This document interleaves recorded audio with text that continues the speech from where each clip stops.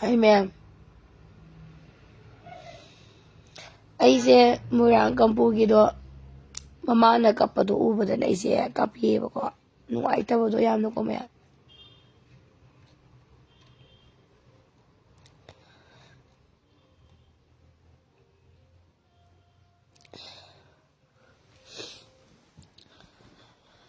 Not a queen Manipur set or is a kind of Isego Haksang Sungam de Bagado Murang Kampugi Kapaduraba Imam Mama Sana Tengtha Tabada Mamana Tengtha Tabada no Urabanatra. Ado Kwaju Imala the Banina. Adugumba Ubudo Kuya Debako, I believe putting Yam Sheba. I want the tour de Nako. One at Habum Daran now Puraga Poini.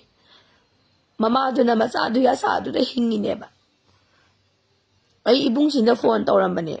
I know in a ibung do waro rain. I ibung me amrena. Koi Manipuriza. For 80 unit Kurai in a D case. Luwa lau to kare putopa matamda lising yang kay low nin ba pi na ado ay na ba di ma'am share to biyo ba ay koy se kira ka sumle di ya roy ba akoy sum kira ka le di sunya ya roy ba koy praja zambra akoy praja se kira ka le di sunya ya roy ba sum no mo na henzala ka ne ba sakang da ba ina Kay sana ri kaya bani da mo na kulay de paisa kang da ba kara na kulay paisa laga mo na kusira si tawya braba.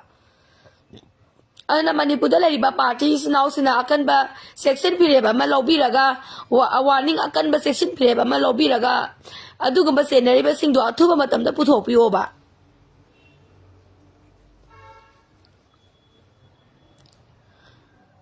Ako yang waraw re ba praja ko yang waraw re ba ko ita singna Ayagi sa daya de thak daya de hin nari ba punsi mai je hinga ga de loina mak sokna ra kan bai koi masen do khanga ba nati da ma morang ka anga ma ka pa ga ha pa magi mama na ka pa do ai u ra ba ade ai thamoi sem na kai ra ba ko si se je suiti nang won da tho de nungai ga dra ba nang ina ya ba do mai na ha to ma de nungai ga dra Manipur se to isi kai no to ni ko si to da na angam to da na khulai pai ba gi na ma da Haraga sakang da bani yabraba. Asing na laizari ba mayabu amuba kali dole magtay raga layreba. Ikoy prajana adu da neba ikoy kiyam pamzadreba ikoy may I masingi makuta sidusyo pudi yeng na bagi makuta sibane na payeba. I masingi makuta sidyo na dusyo pudi yeng na bagi Mapam na salak tamaga sige ba nila payeba. Amta pam zadre na harak patapan ni balawak ka ni ba matablaki ni ba duso. Noy amta pam dre lo na sal kruway na.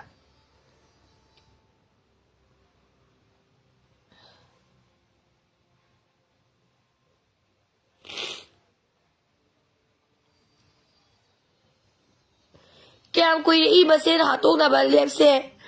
Iba se kam na baliyap se na kuya lao loy se kaya ang kuya ke ba. Thokpiro ba? Doi sakang da ba doi karana bi anga ba hapa bi do kai mara ki do na koi patam da kali do. Na koi kaya bu ya na sing da leba party do organization da yaw bu do. Kara ba party ki makha da binai wa bu hi wa ga leba do. Bithi bo bita ba do ga leba do. Kaga ba tholo ba noi. Tasing na haizau isini ko ipung ipo gi imba sin da sidu sur ko di ai koi yeng na ba gi makuta salak tamaga sa sa di roi dong na salak tamaga si gi bane na paye ba gyan men da de sarkar su gyan da de lady ba party de political party su gyan men da de kanam da thaza de praja loi na ba ki da re ngang bo dom da ngamdre ba doi na lai do doi na sakhang da ba doi khara na Loi na baki wana te ba.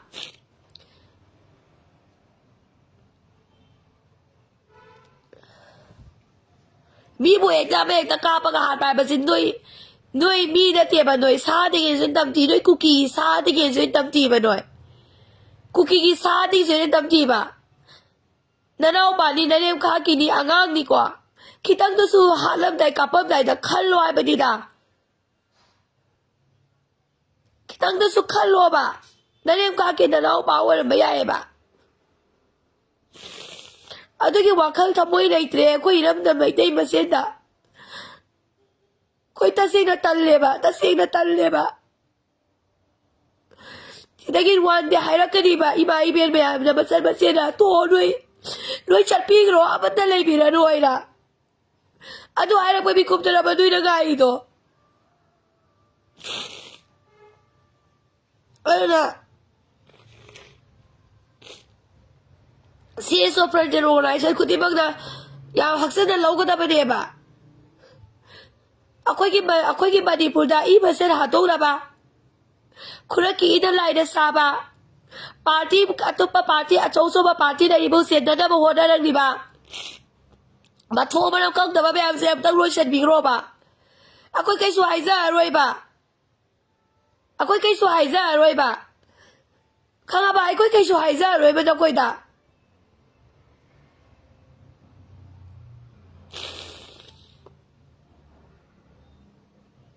akhoi higadaba ki ne ba bisa bai khoi di khanga ba kaya ra kano hai se boy anga do ha do boy biya ba di ta dari ba biya ba su halaki de ba biya ba su boy halaki de ba sakak da ba khara do boy biya halaki de ba tha zo ba ina ise boy ko ba bai khara lo laga lai di ba kulai paisa laga halaki de ba tha zo ina ise siu ba ba am se wa wara wa te bi da ba lai tra ba Praza ki di wara wate bi da bale bigi paisa to si da thau se ki wara bi da ba di lai ba dupa du pi sen ba se dai ba ki di wara bi da ba di lai ga su ba di wara bi da ba lai tra ba hala ka di ba praza da praza ai ko ki di wara bi da ba ya lai ba su ba phat da ba hi si ki di wara bi da ba lai ta ba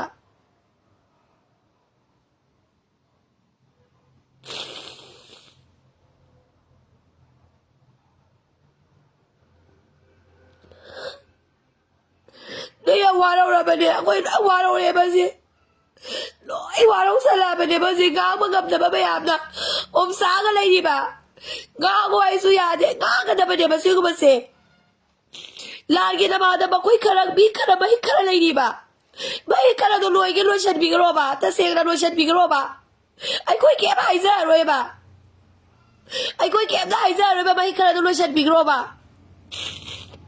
ai ai zai ji di ko na koi gi ba ko ta da koi si di so ko di I ba se ba ko ta si di so ko di kuki gi na ba si goi di ba kuki gi terrorist ki ba ko ta da ai goi da di da ibu hi pa si gi da ba ko ta si di so ko di da ai kuki gi ba pa ba sa ga da salak ta ba ga si gi ba da da saluk sa ba pa ye ba wai de ba ba da ka pi do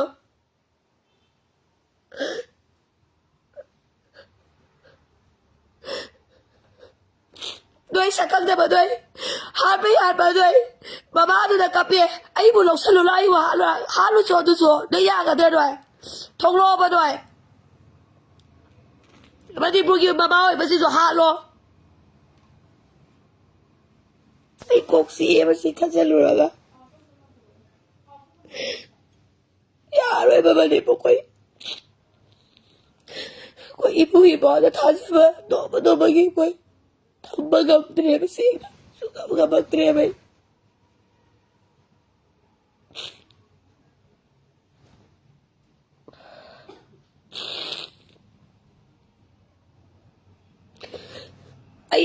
ai ra dum haiza ba do de ba praza da ka hen ba di ba to ka no ka praza da ka hen ba di ba to bi ka no bom lag zan ba khosa ba ki hen ka ba to bi ka no yari ki to bi ka no haiza ba de ba ai khoi do onja laga sare ba gam khai gi big da praza do onja laga sare I bra ba Adadi thamoi se na to zaba ba yam su abu ba kali tai re adu akhoi na hai na thamoi se na to zaba ibu hi pa please am tak thok pi ro ba thong na pa na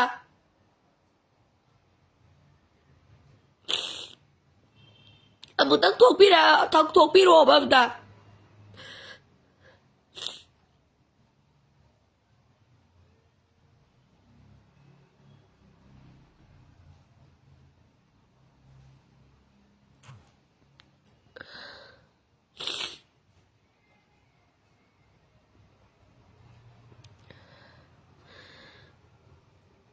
tasieng na ko ay na sini ko tasieng na ko one day talaki di ba praza na thazo ba na koi na praza gi thaza ba sum mang thara ba asu ba wayang su puthorok tra ba no mo na taga no ba di nagin na mawai ba kaya na chaloi ba kaya na ne talakani ba singayo ba kanga ba thamoi seng ba ibu hi pau du duk she adu bu waro ba di sum hi gale ba waro le ba yam da koi machi ba tang da CS organization kari gi voice thopio press release thopio ba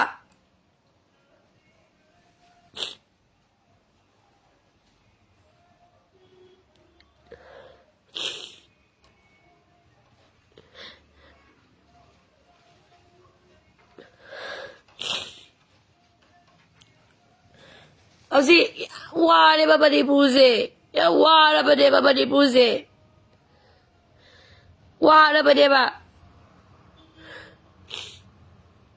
ai na haijai sini ko bayam thona phau lao kogo pe da ba se lao ko da ba de si so tu mi jam da lai bi ka ro ba ai ga si ji bu si da phone dau ba ne ai waro re le ba hai le ba ai di waro re ba ai di ta se na waro re ba ai waro re ba ai di ta se ne waro re ba ai di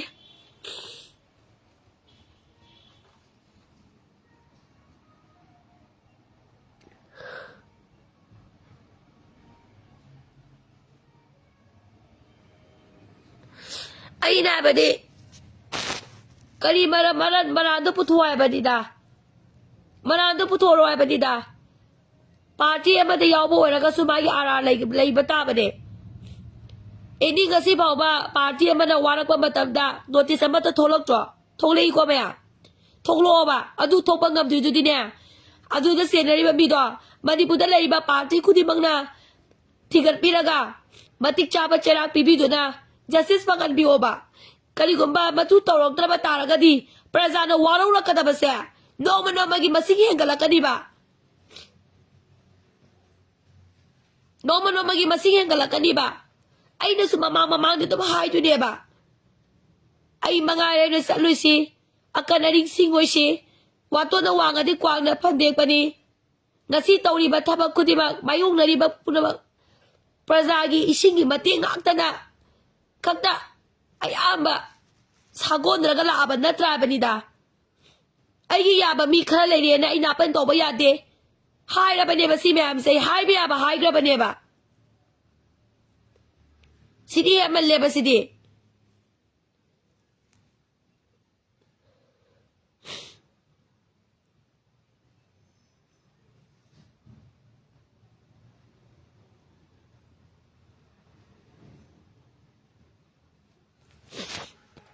ai am nungai te ba si se yam ti nungai te ba iro amra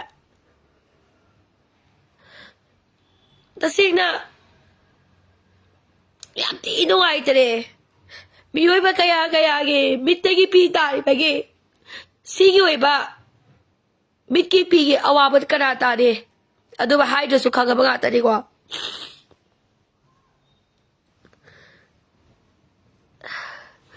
ai da do hai ba de ba khana ba case phau ba pai la do ke pai la do hai ba de ba whatever any party ai do ai ja aptel do ise khana ba case su pai be la do matai manau khana ba case su pai la do se dai da bi case su pai be la do paisa ton ba ki tak thok tak sin chu pai be la do ama ta pai be la do ai da ne ma bang ti gi so ai lau sai ye ba si na to we hai ba ki wa na te ba loi na mang ne bai na sai di se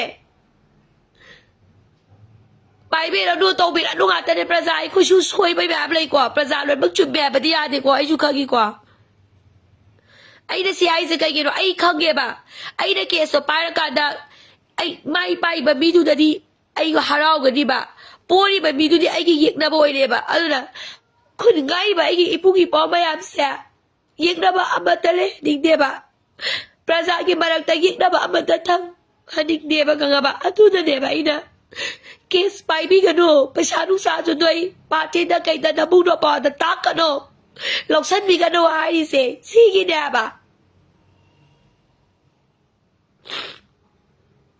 yamna ka hen ba yamna ka hen ba oira kana matik chaba tu di tobiu kay shukai de ba lising yang kay to na bagi dabagta lamzaw labi dagi kidnap to ba yauri ni sise lak bari mga to na bagi dabagta mamawi ba dubul labi dagi kidnap to ba yaure ba karano ay do na ba tu bata ba do lak to na dabag ay isu ay gi paisa bingo da bayam tole ay subigi paisa bayam tole ba asi la na maramoy raga ako si wana gi bani ko ay no mata bigi paisa tole ba ngang na te nupi masa na te ay gi subigi paisa bayam tole ba lang mari mga to na bagi da magta tak na raga kidnap ton ba sana ra iba siyam kizaye ba please ay siyam kizaye ba iga ba alagi di mamit pay na yung nabagi sunong may satong na ba? Mamit pay ng gari ka na, magalaw ka na bagi sunong may kap na ba? Siwa mayam siya, tula ine ba siya, noong nong magi? Adan ay ko'y masya niya ba, hatong na rin siya? Siwa mayam masama-sa dagi. Hagchin na nalaw na ba na hong sikti? Maral, lay na mamahala su, kanam kem ta. Hai na lang tise, si chumma bawa fam ne ba se? Nungay te ba mamado na kapado ba da?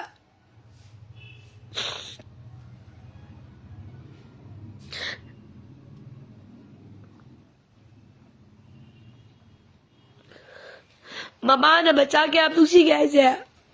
Na ko'y imalay taga kakakani ko. Ay imalay na ba din na? Ay ima na hot na binabato binababayam to. Siya mo si tadigam di ba? Hari ba sakang naman ako'y gini namalay ta ba? Nako'y ginatsan na siya namang napalay ta ba? Doon na tao rito. Insan rin di ba? Insan rin ba? May kamanda na balay na di ba? Gig, doon yung kamanda na balay na di ba?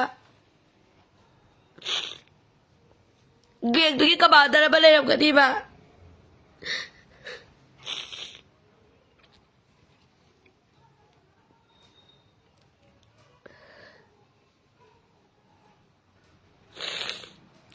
Geng dugi kamada ba soy na lebam tu ba?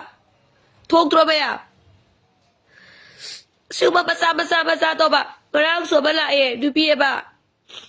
Batim na pang biyo kay ginwa ga ay bigi paisa to le bidu na sumay na ta ano ay se labi dagi phagale khokale kidnap to re ko le moi na mit na pu laga chatle ay nang paisa do ni kamay to ino na adu ku bagi kwari bayam le ba Manipur se Tazaw ay naise, isan dumi na nga mo se, uy damap na natama ne.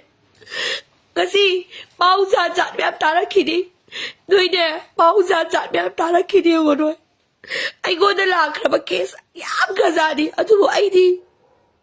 Nung may bay de, ay party, siyamgan pa natin. Ako hindi ko, prasagi wakat tama kang tanya hindi.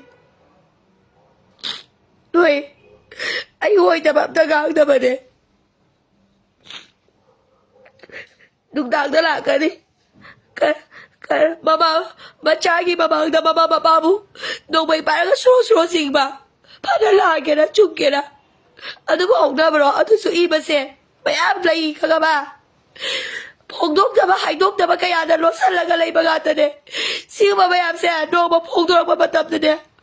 Ay ko iba siya yung malahan niya. Suway naman eh ka nga ba?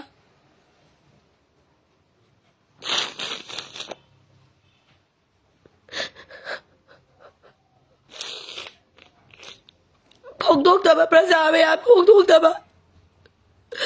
Pongdog na ba? May ama malay ni ba nito? Si Kango ka nga ba? Nabi masama po daw niya. Yam na eh.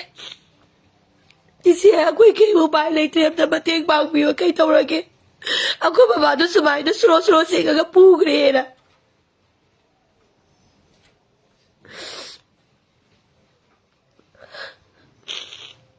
Adagi, ako babado bigi pesa kra tuon ba de? Ano, ay pesa, bigi pesa singam drusu. Ay isa sa yuon gena. Piba kang sa itrate, tu suruh mo doon sabi doon na kapo na hai na ine mo na. Kala nungai do do mo do.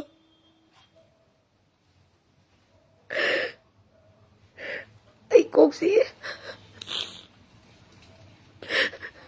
Nungai te ba yam da. Ay go da thok ba da te ba ko. Ay go da thok ba da traga so. Ay na kai ki am nungai te ra ba so ay khang te ba. Ay nungai te ba. Ay go da ko da tarok ta di ba ba. Ko da tawre. Ano na hosik se. Yam to ay ba ba nung da. Achu ba ba yam si. Kara na chu ba bu thok to ba ba.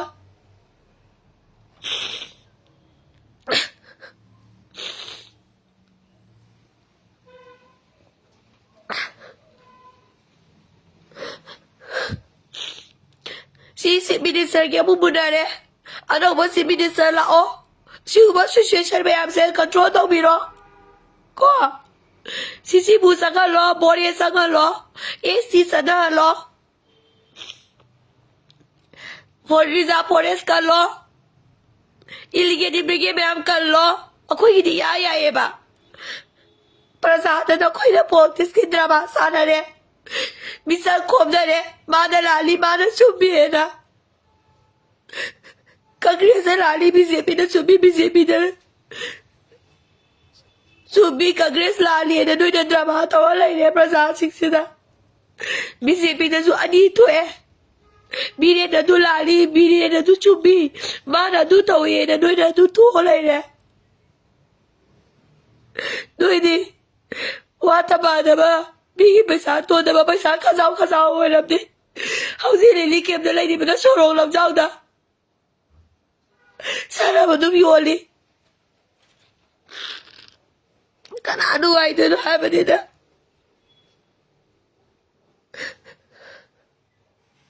Kulga iba ngang sisigi maray pag nagkato. Gamit na, di ba?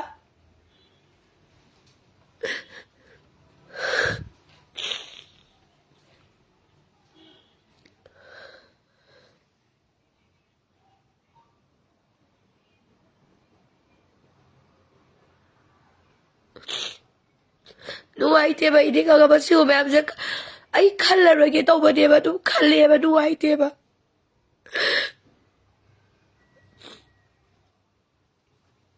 ay ito mo din natin ko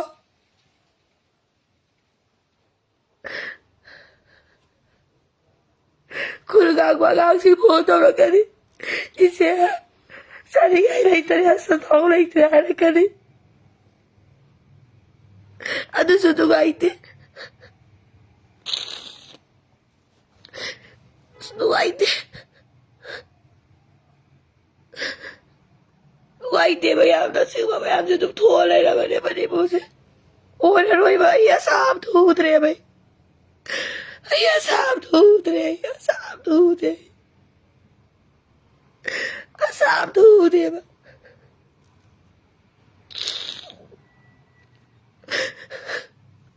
Ano yun karama na. Tasing na ke, tuwe ba? Lahat kita ba na dupi chopa may apsu lay ko? May magi dupi ang Tengtha ba may apsu? Ay ginang talang tama na tila ba? Tungay te ba? Hoy, doy ginupi ang doon na yada na nga. Koyu, lagu ka syukay te ba? Ginupi ang doon na yada nga di. Ano, magikiyes?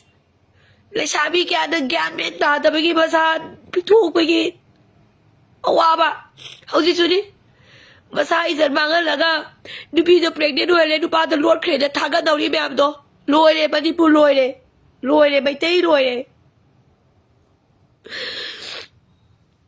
sabi su kya ta de pakang su kya ta de hauri ba gang su loire moral down chali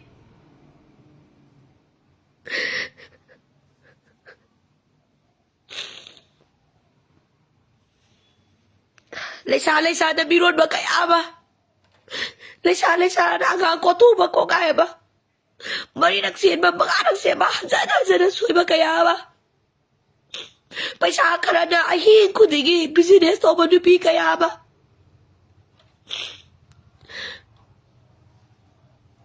Yadre ba? suya yadreba koi Manipuri mai taise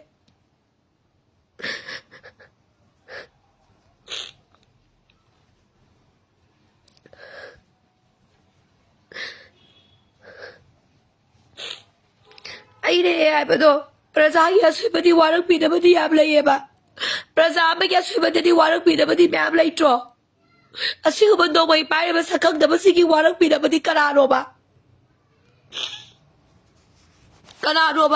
Thaza de Manipur Sarkar Police Department Thaza de Praja na Thaza ba lai tre Police Department da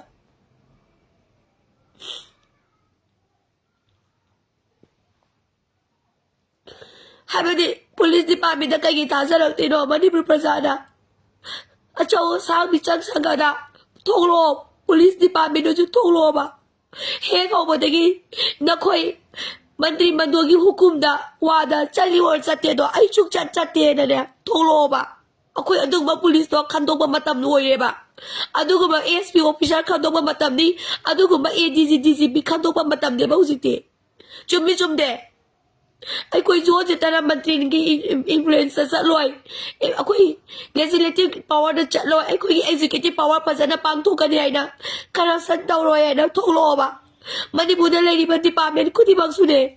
Lady but director, lady but IS, lady but MCS, lady but SGO.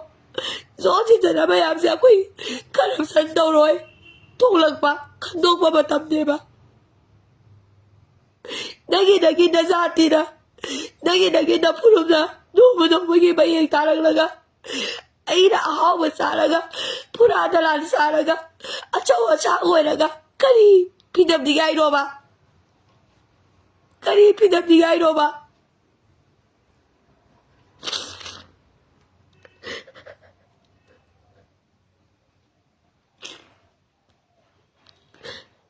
Lord, I don't care. Go. One day I saw my job, but what I saw my job, but what go. How's he? I saw my job, but what Koi ba sen ki wei bala jaw a so bala jaw ba wa le ba si dai hai ram ke bang song da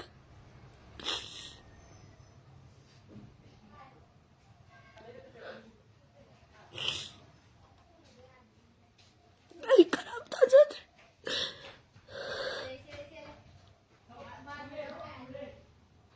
Ozi ara bai te go ang sik pa to ki list pai lai dai se Kara khang ai sui au ba sui ai ko tam gam de ko put si de ai put si tam gam de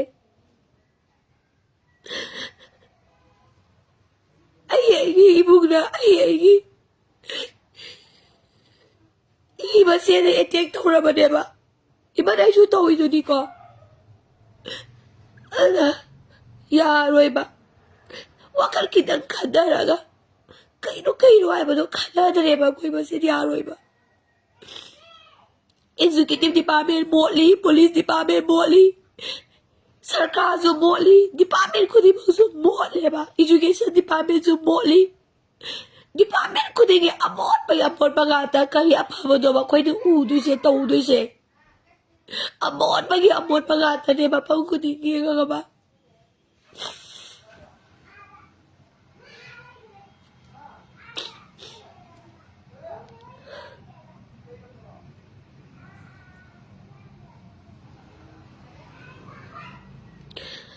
Ai na kapi se kai barang gido ai su khang de ko adu ai ya tu si ko ai phari progi phurup ti ya tu si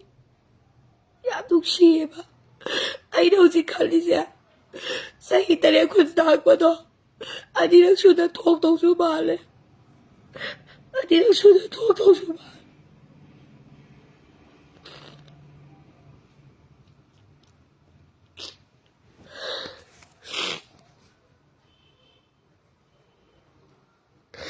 Ani rak sudah tu ai ko ai du khat be wa di ko ai du khat ja be wa di ko ida wa gi di bai tai phru ya wa gi di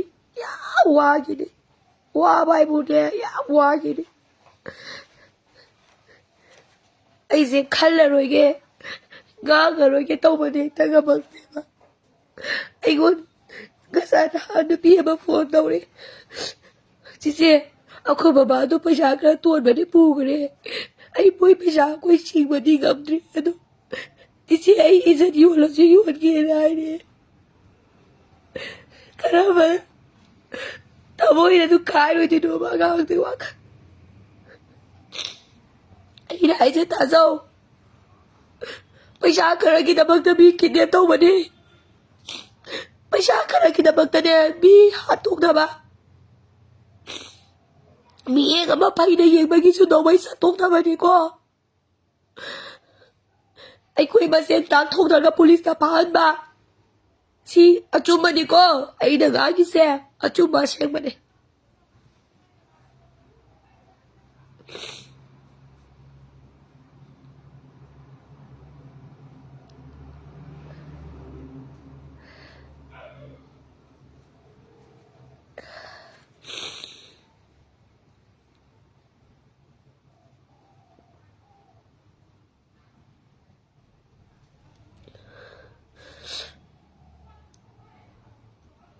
aduna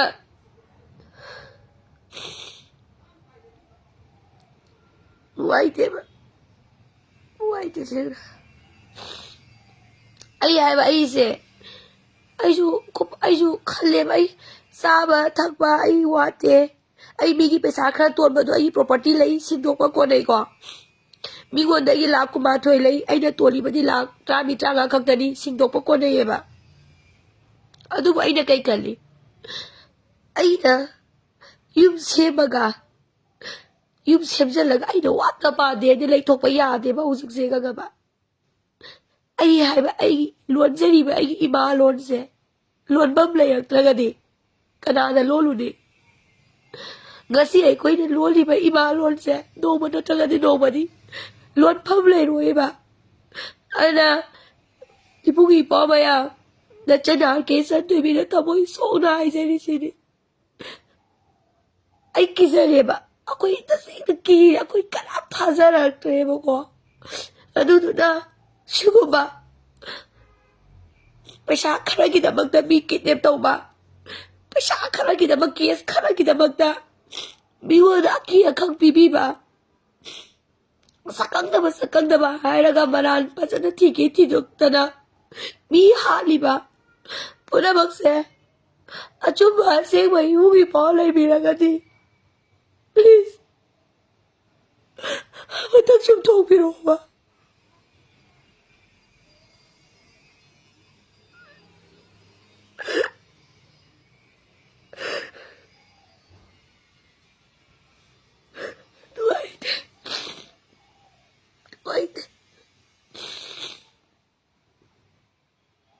Nuwaite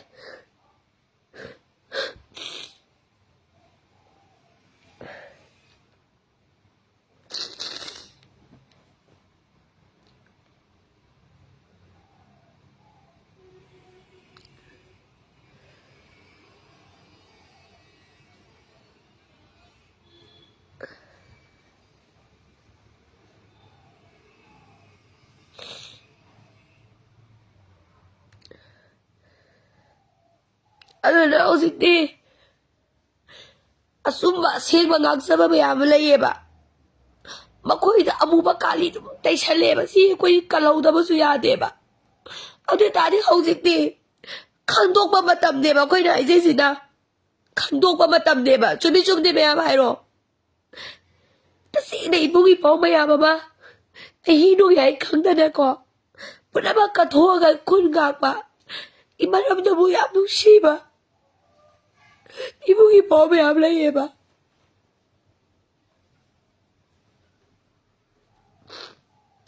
hai di ba mayam su amuba kali chum chum taisale ta sa rakte ta sa ba chum chum bang thai de ba adu tari akoi prajai ko la ni na karana chubano karana sengmano karana huran bano karana sajana bano khangdok ba matam de ba hujikti na se na du khangdok ba matam de ba ta se na aseng ba kaya gi di ai koi thona ba da lep ke ba gasi su lep pi ba koi ꯑꯁꯦꯡꯕ ꯏꯕꯨꯡ ꯏꯄ꯭ꯋꯥ ꯃꯌꯥꯝꯒꯤꯗꯃꯛꯇꯗꯤ ꯄ꯭ꯔꯖꯥ ꯑꯩꯈꯣꯏ ꯊꯧꯅꯥ ꯐꯅ ꯂꯦꯞꯄꯤꯕ ꯑꯗꯨꯕꯨ ꯁꯦꯡꯗꯕ ꯃꯌꯥꯝ ꯑꯃ ꯊꯣꯛꯂꯛꯄꯁꯦ ꯁꯤꯁꯤꯅ ꯑꯩꯈꯣꯏ ꯃꯅꯤꯡ ꯌꯥꯝ ꯍꯜꯂꯦꯕ ꯍꯧꯖꯤꯛꯁꯦ ꯈꯪꯉꯕ ꯑꯩꯈꯣꯏꯅ ꯇꯧꯖꯔꯤꯁꯦ ꯁꯤꯒꯤ ꯆꯩꯅꯥ ꯐꯪꯅꯕꯒꯤꯔ ꯍꯥꯏꯅ ꯈꯟꯅꯔꯦꯕ ꯍꯧꯖꯤꯛꯇꯤ ꯅꯨꯡꯁꯤꯕ ꯍꯦꯟꯃꯜꯂꯁꯨꯅꯦ ꯋꯥꯔꯧꯕꯅꯤꯀꯣ ꯑꯩꯅ ꯌꯥꯝ ꯅꯨꯡꯁꯤꯖꯕ ꯃꯤꯗꯨꯅꯅꯦ ꯊꯕꯛ ꯑꯣꯏꯅ ꯊꯣꯛꯂꯛꯇꯕ ꯃꯇꯝꯗ ꯌꯥꯝ ꯋꯥꯔꯧꯕꯅꯦꯕ ꯖꯤꯔꯤꯗ ꯅꯨꯡꯁꯤꯕ ꯏꯕꯨꯡ ꯏꯄ꯭ꯋꯥ ꯃꯌꯥꯝ ꯂꯩꯔꯤꯕ ꯑꯩꯈꯣꯏꯒꯤꯀꯣ ꯖꯤꯔꯤ ꯍꯥꯏꯕ ꯂꯝꯁꯤꯗ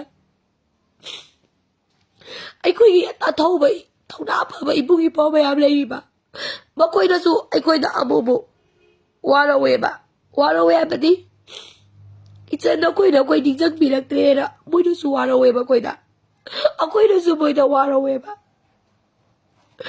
ꯁꯨꯃꯥꯏꯅꯁꯨ ꯋꯥꯔꯧꯔꯒ ꯂꯩꯅꯔꯒꯗꯤ ꯑꯩꯈꯣই ꯀꯃꯥꯏꯅ ꯂꯤꯡꯖꯦꯜ ꯃꯥꯟꯅꯔꯛꯀꯗꯣꯏꯅꯣꯕ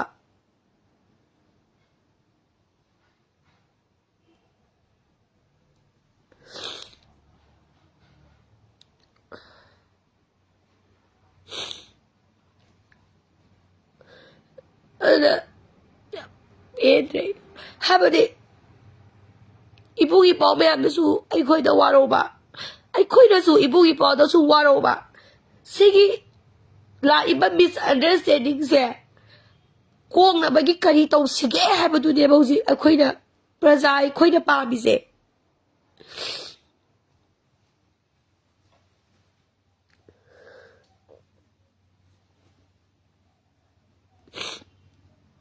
ꯑꯩ ꯀꯣꯛ ꯆꯤꯛꯑꯦ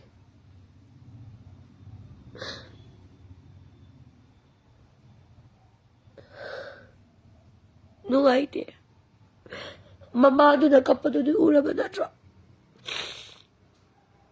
ꯅꯨꯡꯉꯥꯏꯇꯦ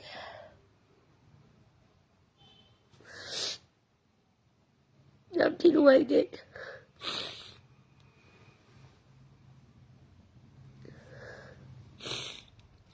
ꯁꯤꯗ ꯑꯇꯣꯞꯄ ꯖꯥꯇꯤꯗ ꯃꯩꯇꯩ ꯃꯤꯡ ꯊꯣꯜꯂꯒꯁꯨ ꯃꯌꯥꯝ ꯑꯃ ꯂꯥꯛꯏꯀꯣ ꯑꯗꯣ ꯑꯩꯈꯣꯏꯅ ꯍꯣꯏ ꯀꯞꯄꯁꯦ ꯀꯞꯁꯟꯅꯕ ꯈꯔ ꯑꯃꯗꯗꯤ ꯍꯥꯏꯗꯥꯏꯅꯦ ꯗ꯭ꯔꯃꯥ ꯇꯧꯕꯅꯤ ꯑꯗꯥ ꯇꯧꯕꯅꯤꯅ ꯑꯦꯛꯇꯤꯡ ꯇꯧꯕꯅꯤꯒ ꯌꯥꯝ ꯍꯥꯏꯕꯤꯕꯅꯦ ꯈꯔ ꯑꯃꯗ ꯇ꯭ꯔꯣꯜ ꯇꯧꯕꯗ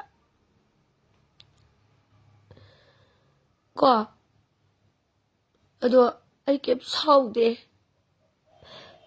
ꯈꯠꯅꯤꯡꯕ ꯈꯜꯂꯣ ꯍꯥꯏꯅꯤꯡꯕ ꯍꯥꯏꯌꯣ ꯑꯩꯒꯤ ꯑꯣꯏꯅꯗꯤ ꯑꯩꯒꯤ ꯄꯦꯟꯗꯕ ꯑꯩꯒꯤ ꯊꯃꯣꯏꯗ ꯂꯩꯕꯗꯣ ꯑꯩꯗꯤ ꯐꯣꯡꯗꯣꯛꯆꯕ ꯈꯛꯇꯅꯦ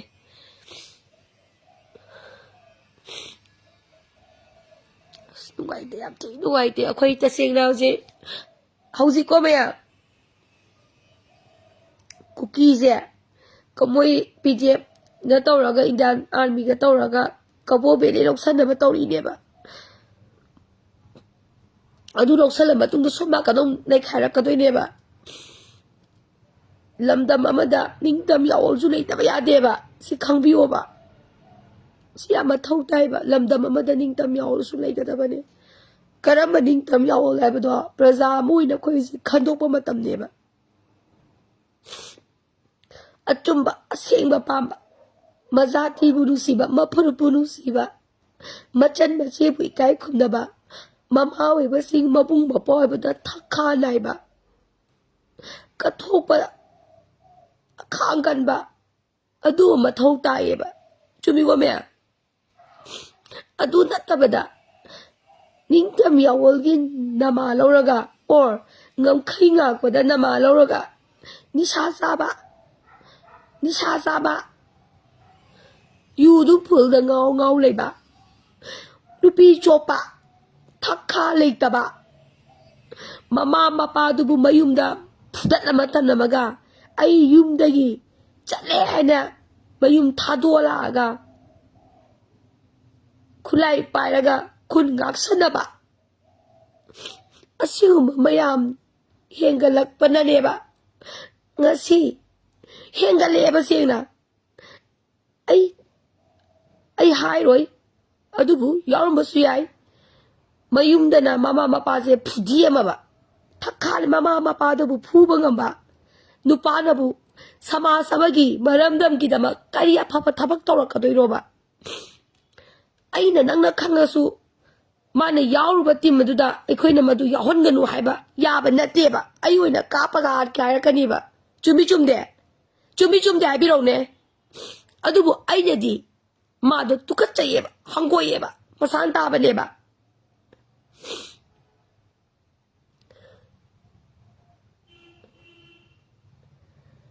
sigi wari se ai khaktana khangbasu nateba yaweba se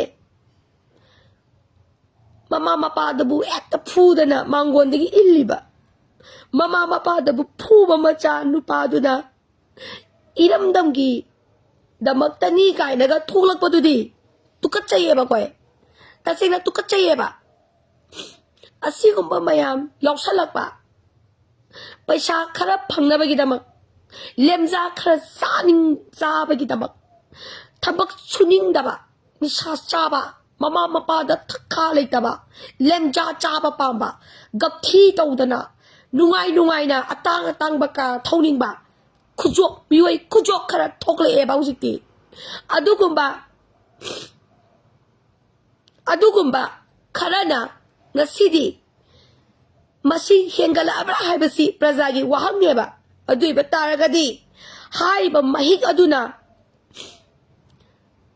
achumba asengba saktringai achumba asengba namthekringai da leibiriba ibungi pamayamna monitor tawbiduna akanba arar ama chatnabiduna mafam saba matam saba amada akanba warep ama lobiduna wakhan tahanabagi damak matam lobiyo haibase ai khaktana haiba nateba sidi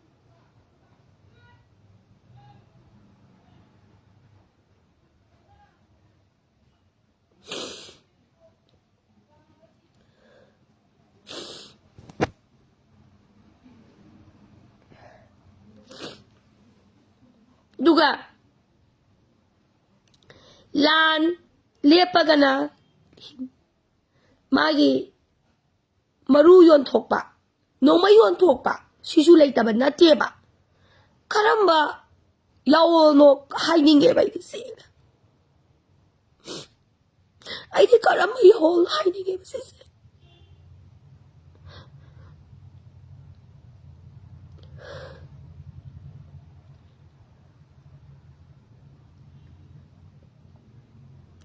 si nganguraga aibu yekna boy ubi gani ba khangaba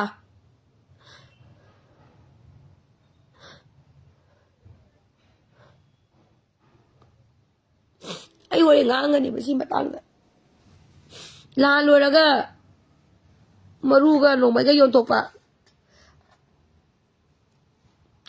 adugumba mi lo ta de yaw bi ga duai de request tawni ba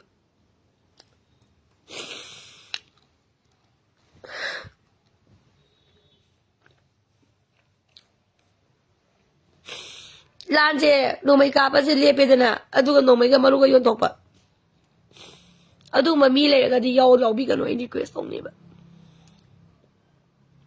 ai sin ai sin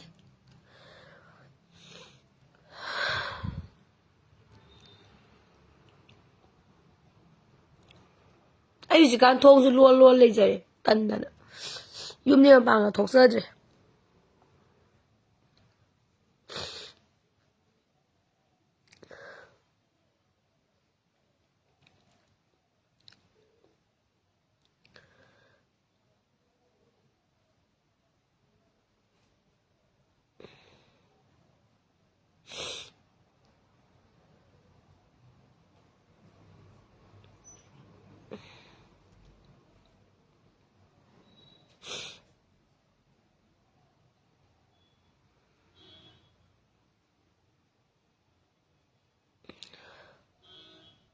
ai yang wari me am la bro shalage ai ko yam si ko ai hai ni ko yawo la mi ni hai ra ga ko ming di tho ga ko loina ma ki wa na te asi ai na si hai re na noi loi mak pan ni hai bai wa pham su leite ai na hai ju se lan lepaga makhon nongmai makhon thoktraga maru amadi nongmai yon thokani na khanbiba miyoi singna yawon lanmi da ꯌꯥꯎꯕꯤꯒꯅꯣ ꯍꯥꯏꯅ status ꯊꯥꯒꯠꯆꯒꯦꯕ ꯑꯗꯨꯒ ꯑꯩꯗꯤꯀꯣ ꯃꯇꯨꯡꯗꯒꯅꯦ ꯍꯥꯟꯅꯗꯤ ꯈꯪꯕꯨꯗꯤ ꯈꯔ ꯃꯌꯥꯝ ꯈꯪꯈ꯭ꯔꯦ ꯑꯩ ꯀꯩꯝ ꯍꯥꯏꯍꯧꯗ꯭ꯔꯦ ꯍꯟꯗꯛ ꯍꯦꯛ ꯈꯪꯉꯕ ꯑꯩ ꯁꯕꯥꯛ ꯐꯥꯒꯠꯂꯛꯀꯅꯤ ꯃꯌꯥꯝ ꯑꯩ ꯁꯕꯥꯛ ꯐꯥꯒꯠꯂꯛꯀꯅꯤꯀꯣ ꯑꯩꯗꯤ ꯁꯕꯥꯛ ꯐꯥꯒꯠꯂꯛꯀꯅꯤ ꯋꯥꯔꯧ ꯌꯥꯗꯦ ꯑꯩꯗꯤ ꯁꯕꯥꯛ ꯐꯥꯒꯠꯂꯛꯀꯅꯤꯀꯣ ꯋꯥꯔꯧ ꯌꯥꯗꯦ ꯋꯥꯔꯧ ꯌꯥꯗꯦꯀꯣ ꯑꯩꯗꯤ ꯁꯕꯥꯛ ꯐꯥꯒꯠꯂꯛꯀꯅꯤꯀꯣ ꯑꯩꯗꯤ ꯁꯕꯥꯛ ꯐꯥꯒꯠꯂꯛꯀꯅꯤ ꯑꯩ ꯁꯕꯥꯛ ꯐꯥꯒꯠꯂꯛꯀꯅꯤ ꯋꯥꯔꯧ ꯌꯥꯗꯦꯕ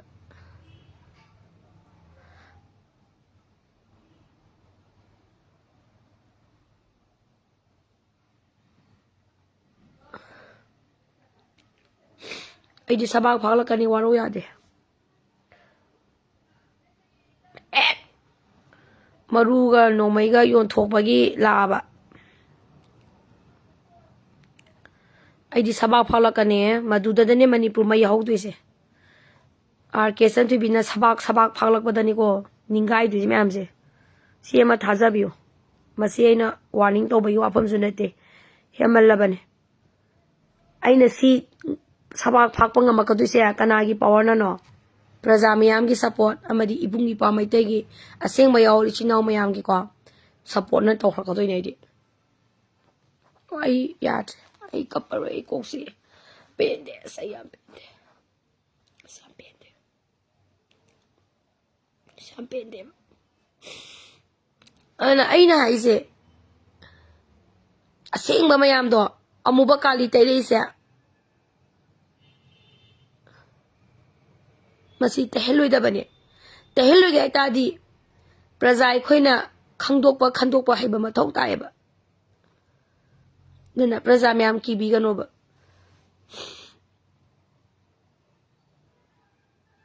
ꯄꯩꯁꯥ ꯇꯣꯟꯅꯕꯒꯤ ꯊꯧꯅꯕꯒꯤꯕꯨ ꯃꯤꯕꯨ ꯀꯤꯗꯅꯦꯞ ꯇꯧꯕ ꯍꯧꯅꯕ꯭ꯔꯥ ꯍꯥꯏꯕꯅꯤꯗ ꯇꯥꯕ ꯌꯥꯕ ꯋꯥ ꯅꯠꯇ꯭ꯔꯦꯕ ꯑꯗꯨꯁꯨ ꯂꯥꯛ ꯑꯃꯅꯤ ꯇꯣꯟꯕꯒꯤ ꯑꯁ ꯇꯥꯕ ꯌꯥꯗ꯭ꯔꯦ ꯇꯥꯕ ꯁꯨꯡꯌꯥ ꯌꯥꯗ꯭ꯔꯦ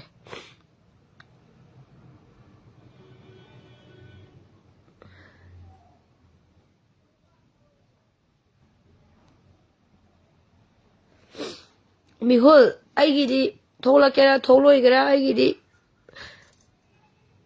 ꯏꯔꯝꯗꯝ ꯌꯥꯝ ꯅꯨꯡꯁꯤ ꯐꯨꯔꯨꯞ ꯂꯣꯏꯅꯃꯛ ꯅꯨꯡꯁꯤ ꯑꯗꯨ ꯐꯨꯔꯨꯞ ꯌꯥꯝ ꯅꯨꯡꯁꯤꯀꯣ ꯃꯩꯇꯩꯒꯤ ꯏꯆꯤꯟ ꯏꯅꯥꯎꯁꯨ ꯌꯥꯝ ꯅꯨꯡꯁꯤ ꯈꯨꯟ ꯉꯥꯛꯄꯁꯨ ꯌꯥꯝ ꯅꯨꯡꯁꯤꯔꯨꯕꯒꯤ ꯃꯍꯩꯅꯅꯦ ꯑꯩꯅ ꯉꯁꯤ ꯉꯥꯡꯉꯤꯁꯦ ꯑꯇꯩ ꯀꯩꯝ ꯅꯠꯇꯦ ꯑꯩꯅꯅꯦ ꯃꯣꯏ ꯃꯌꯥꯝꯗꯤ ꯀꯩꯝ ꯈꯟꯕꯤꯗ꯭ꯔꯕ ꯑꯩꯁꯨ ꯀꯣꯏ ꯆꯠꯇꯅ ꯂꯩꯌꯦꯕꯀꯣ ꯂꯩꯕ ꯌꯥꯏꯕ ꯀꯩꯝ ꯉꯥꯡꯗꯕ ꯌꯥꯏꯌꯦꯕ ꯑꯩ ꯁꯤ ꯉꯥꯡꯉꯒ ꯑꯩ ꯁꯣꯁꯤꯌꯦꯜ ꯑꯦꯛꯇꯤꯚꯤꯁ ꯑꯣꯏꯒꯦ ꯍꯥꯏꯕꯁꯨ ꯅꯠꯇꯦ ꯄꯣꯄꯨꯂꯔꯤꯇꯤ ꯇꯥꯟꯕꯁꯨ ꯅꯠꯇꯦ ꯁꯣꯁꯤꯌꯦꯜ ꯏꯟꯐ꯭ꯂꯨꯌꯦꯟꯁꯔꯁꯨ ꯅꯠꯇꯦ ꯀꯩꯝ ꯅꯠꯇꯦꯕ ꯑꯩ ꯀꯩꯝ ꯑꯣꯏꯖꯅꯤꯡꯗꯦꯕ ꯑꯩ ꯑꯣꯏꯅ ꯑꯗꯨꯝ ꯂꯩꯒꯦ ꯑꯩꯒꯤ ꯄꯨꯛꯅꯤꯡꯒꯤ ꯋꯥ ꯍꯥꯏꯒꯦ ꯑꯩꯒꯤ ꯄꯨꯛꯅꯤꯡꯒꯤ ꯋꯥꯗꯣ ꯐꯣꯡꯗꯣꯛꯀꯦ ꯑꯩꯒꯤ ꯑꯉꯝꯕ ꯂꯦꯚꯦꯜꯗ ꯑꯩ ꯃꯇꯦꯡ ꯄꯥꯡꯒꯦ ꯉꯝꯗ꯭ꯔꯗꯤ ꯉꯝꯗ꯭ꯔꯦ ꯁꯤꯅꯦ ꯑꯩꯅ ꯍꯧꯖꯤꯛ ꯂꯩꯁꯦ ꯑꯩ ꯀꯩꯝ ꯂꯩꯇꯦ ꯑꯩ ꯌꯥꯗ꯭ꯔꯦ ꯃꯌꯥꯝ ꯑꯩ ꯂꯥꯏꯚ ꯂꯣꯏꯁꯜꯂꯒꯦ